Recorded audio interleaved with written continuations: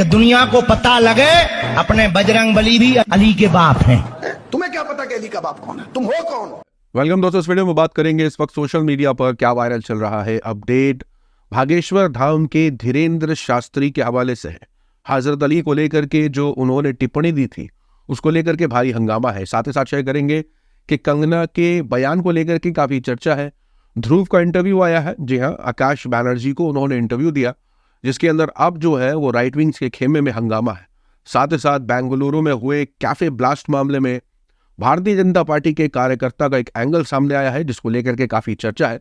साथ ही साथ New York police को बड़ा झटका, जबरदस्ती मुसलमान महिलाओं के हिजाब को उतारने वाले मामले पर अब उनको भारी रकम चुकानी पड़ेगी। शेयर करेंगे सारी अपडेट इस वीडियो में, लेकिन आगे बढ़ने से पहले आप सभी से गुजारिश कि चैनल को सब्सक्राइब और रीच के लिए लाइक शेयर कमेंट करना ना भूला करें। सबसे पहली अपडेट भागेश्वर धाम के धीरेन्द्र शास्त्री के हवाले से सोशल मीडिया पर उनका एक बयान काफी वायरल रहा। माइक पे हम इसलिए बोलते हैं, टीवी पर इसलिए बोलते हैं कि दुनिया को पता लगे अपने बजरंगबली भी अली के बाप हैं। अब इसके अंदर जिस तरीके से उन्होंने कंपैरिजन किया है हजरत अली के बारे में, जो टिप्पणी दी है बजरंगबली को लेकर के, उसको लेकर के भारी हंगामा हुआ है मुसलमान समाज के अंदर। जिस तरीके से इस वीडियो को लेकर के चर्चा, तुम्हें क्या पता कि अली का बाप कौन है? तुम हो कौन? तुम्हें क्या मालूम अली का बाप कौन है? जाके पूछो मुरारी बापू से अली का बाप कौन है। जाके पूछना है तो रवि शंकर से पूछो जो नजफ जाके सलाम करके आया है।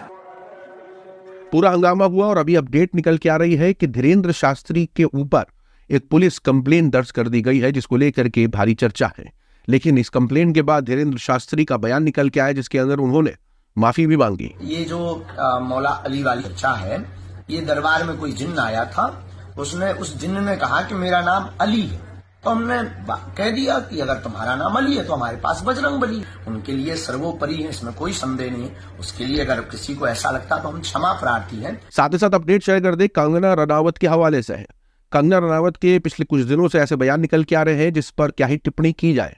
शेयर कर दे आपके साथ। कंगना एक इंटरव्यू के दौरान कहती है कि Subhash Chandra Bose was the first prime minister of India. The first prime minister of India, Subhash Chandra Bose. साथ ही साथ कहती है कि सरदार पटेल को अंग्रेजी नहीं आती थी, इस वजह से वो प्रधानमंत्री नहीं बन पाए। सरदार पटेल क्यों नहीं हमारे प्राइम मिनिस्टर बने? क्योंकि उनको इंग्लिश नहीं आती थी। अब कंगना रनावत को क्या ही काउंटर किया जाए जिसके मुताबिक 2014 में आजादी मिली है, उसको जवाब देना वक्त की बर्बादी जैसा मालूम होता है। सोशल मीडिया पर इनके इन बयानों को लेकर के साउथ के जाने माने एक्टर प्रकाश राज कहते हैं clowns of supreme jokers party. साथ ही साथ आकाश बैनर्जी को ध्रुव राठी ने जो इंटरव्यू दिया है उसके अंदर उन्होंने क्लैरिफिकेशन किया है कि डिक्टेटरशिप को लेकर के जो उन्होंने इतनी सारी वीडियोस बनाई है उसका क्या माना है, क्यों उन्होंने बनाई है, तो इसका पूरा जवाब उन्होंने दिया है। इंटरव्यू नहीं देखा है तो देख लीजिएगा, कमेंट में लिंक पेस्ट कर दूंगा। लेकिन जिस तरीके से ये वीडियो वायरल हुई है, यहाँ पर सबसे बड़ा सवाल आकाश बैनर्जी ये पूछ लेते हैं कि कोल स्कैम हुआ, 2G स्कैम हुआ, लोग आवाज उठाते थे, सड़कों पर आते थे, लेकिन अभी जिस तरीके से इलेक्टोरल बॉन्ड वाला मामला हो, मणिपुर वाला मामला हो, इतने सारे मुद्दे हैं, लोग रास्तों पर नहीं उतरे। जिस पर जवाब ध्रुव राठी का यह था कि मीडिया लोगों तक बात नहीं पहुंचा रही। तो क्या लोगों को ये सब स्कैम और प्रोटेस्ट क्या वो भूल चुके हैं? उससे ऊपर चले गए हैं? लोग नहीं भूले, मीडिया ने भुलाने की कोशिश करी है। असल में जब मीडिया जब तक बातों को पहुंचाएगा नहीं जनता तक, तब तक लोगों को पता कैसे चलेगा लद्दाख में क्या हो रहा है, मणिपुर में क्या हो रहा है? उन्हें आइडिया ही नहीं है इस चीज का। अब इस बयान के वायरल होने के बाद लगातार एक तबके में जो है वो खलबली मच गई है। उनका कहना है कि बीवेयर हो जाओ, यानी सावधान हो जाओ, और वो सावधान हिंदुओं को कर रहे हैं कि टूल किट एक्टिवेट हो गया है। यानी अगर गोदी मीडिया वो खबरें नहीं दिखाता जो उन्हें असल दिखानी चाहिए, जिससे लोगों को पता चले कि देश के अंदर क्या हालात है, तो एक तबके के मुताबिक ये टूल किट है और इससे सावधान रहने की हिंदुओं को जरूरत है। साथ ही शेयर कर दे आपके साथ अपडेट निकल के आ रही है बेंगलुरु में हुए कैफे ब्लास्ट मामले में एक रिपोर्ट निकल के आई। रिपोर्ट के मुताबिक रामेश्वरम कैफे ब्लास्ट केस में बीजेपी कार्यकर्ता को हिरासत में लिया गया है। पूरा रिपोर्ट आपको बता दें, मामला 5 मार्च का है जब बेंगलुरु के रामेश्वरम कैफे में एक ब्लास्ट होता है। जांच होती है और एनआईए की एंट्री होती है। 2 लोगों के नाम सामने आते हैं, एक का नाम मुजम्मिल, दूसरा का नाम ताहा। मुजम्मिल की गिरफ्तारी हो जाती है और आरोप जो है ये है कि ताहा इस पूरी चीज को प्लानिंग कर रहा था। इस मामले के अंदर आईएसएस का भी एंगल सामने आ जाता है कि किस तरीके से और अलग अलग जगहों पर आतंकी हमले करने की साजिश हो रही थी और इससे पहले भी आतंकी हमलों की साजिश की जा चुकी थी। अब ये सारा मामला सामने आया और अभी जो खबर निकल के आ रही है, जिसके तहत बताया जा रहा है कि भाजपा के कार्यकर्ता का एंगल सामने आया है, क्योंकि एनआईए उससे पूछताछ कर रहा है, जिसको लेकर के विपक्ष ने जबरदस्त आवाज उठानी शुरू कर दी और कुछ इस तरीके के ट्वीट्स करने शुरू कर दिए कि क्या मीडिया को इन पूरे मामले पर बोलना नहीं चाहिए, आवाज नहीं उठानी चाहिए। जिसका जवाब देते हुए कई दूसरे पक्ष के लोग ये कह रहे हैं कि जिसका नाम सामने आया है, भाजपा का जो कार्यकर्ता है जिसका नाम साई प्रसाद बताया जा रहा है, वो असल मोबाइल बेचता है और रिपोर्ट के मुताबिक उसने एक अक्यूज्ड को मोबाइल बेचा था तो दूसरे को सिम कार्ड।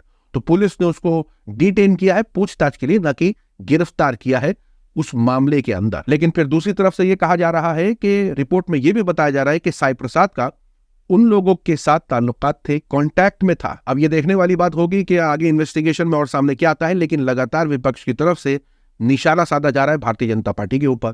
कहा जा रहा है कि बीजेपी का आतंकी कनेक्शन। वहां लिखते हैं कि तालिब अली शाह, जो कि सोशल मीडिया इंचार्ज थे भारतीय जनता पार्टी की तरफ से जम्मू कश्मीर में, उनका किस तरीके से लश्कर तैयबा के साथ आतंकी कनेक्शन दिखाया गया। फिर संजय सरोज का भी मामला बताते हैं कि बीजेपी नेता उत्तर प्रदेश के, जिनका लश्कर तैयबा के साथ जो है वो टेरर फंडिंग का मामला भी सामने आया था। और अभी साई प्रसाद का मामला बीजेपी नेता कर्नाटका से जो ब्लास्ट वाले मामले में इनसे पूछताछ हो रही है, जिसको लेकर के साउथ के एक्टर प्रकाश राज का रिएक्शन आता है कि क्या हमें अपने मुल्क को इन आतंकी पॉलिटिकल पार्टी से नहीं बचाना चाहिए। साथ ही साथ बता दें कि अपडेट न्यूयॉर्क से आ रही है। जी हाँ, न्यूयॉर्क की पुलिस को एक भारी फाइन देना पड़ रहा है। यूं समझ लीजिए कि ये एक कॉम्पल्सेशन के तौर पर है और ये कॉम्पल्सेशन छोटा मोटा नहीं है, करोड़ों में, यानी रकम हो रही है 145 करोड़। जी हाँ, रिपोर्ट में बता दें कि 2017 में 2 महिलाओं को गिरफ्तार किया था फर्जी मामले में। अब इन 2 महिलाओं को जो गिरफ्तार किया था तो पुलिस ने इनको गिरफ्तार करने के बाद इनसे जबरदस्ती हिजाब उतार करके इनका फोटो लेने की मांग करी थी। वहां पर लगभग 30 से ज्यादा मेल प्रिजनर्स थे और 12 से ज्यादा पुलिस ऑफिसर, यानी इन मर्दों के सामने उनका हिजाब उतरवा करके उनका जबरदस्ती फोटो खींचना चाहा पुलिस ने, और यह भी कहा कि अगर नहीं करोगे तो तुम पर केस किया जाएगा। यानी महिलाओं को धमकी दी, डराया, उनका हिजाब उतरवाया और उतरवाने के बाद जो है उनका फोटो सेशन किया। और उसके बाद हुआ ये कि कुछ दिनों के बाद उन महिलाओं की तो बेल हो गई थी, लेकिन महिलाओं ने कोर्ट का रुख किया और कोर्ट से अभी यह फैसला आ रहा है कि जिस तरीके से जबरदस्ती पुलिस ने उनका हिजाब उतरवाया था, क्योंकि अभी 4 साल पहले कानून में बदलाव आया है, यानी न्यूयॉर्क पुलिस की जो पॉलिसी है उसमें बदलाव आया जिसमें हिजाब को अलाउ किया गया है। और जिस तरीके से 2017 के अंदर जबरदस्ती हिजाब उतारने का मामला सामने आया था, तो 18 से यह मामला कोर्ट के अंदर था और अभी मामला आ रहा है कि महिलाओं को पुलिस जो है वो 145 करोड़ रुपए देगी मुआवजे के तौर पर, यानी जो उनके साथ सुलूक किया है पुलिस ने, इसको लेकर के मामला दर्ज किया गया था कोर्ट के अंदर महिलाओं के द्वारा। और अभी रिपोर्ट निकल के आ रही है कि पुलिस इनको 145 करोड़ देने वाली है। एक महिला का नाम जमीला तो दूसरी का नाम अरवा बताया जा रहा है, अरवा अजीज, जिनके साथ ये सलूक हुआ था, जो कोर्ट गई थी। और अब उन्होंने सिर्फ अपने लिए नहीं, उन सारी महिलाओं के लिए आवाज उठाई है जिनके साथ जबरदस्ती हिजाब उतरवा करके फोटो सेशन पुलिस करती थी। और अभी जो है वो उनको 145 करोड़ रुपए दिए जाने की बात सामने आ रही है। सोशल मीडिया पर इस अपडेट पर जिस तरीके से दोनों महिलाओं ने इस काम को अंजाम दिया है, सारी महिलाएं जो है सोशल मीडिया पर उनको मुबारकबाद दे रही हैं। सोशल मीडिया की वायरल खबरों में आज के लिए इतना ही। अपनी राय सुझाव कमेंट में जरूर बताएं। मिलूंगा अगली वीडियो में, तब तक के लिए अपना ख्याल रखें।